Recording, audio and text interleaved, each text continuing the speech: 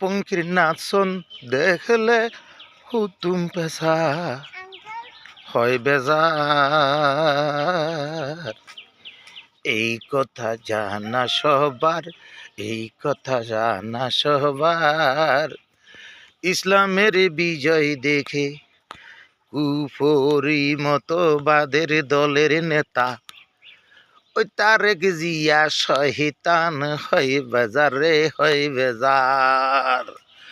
সমন্বয় নাশকতার চান্দাবাজি দান্দাবাজি খুন বেড়াবি খাম্বা বেজার, খাম্বা বেসার বাইরে খাম্বা বেসার।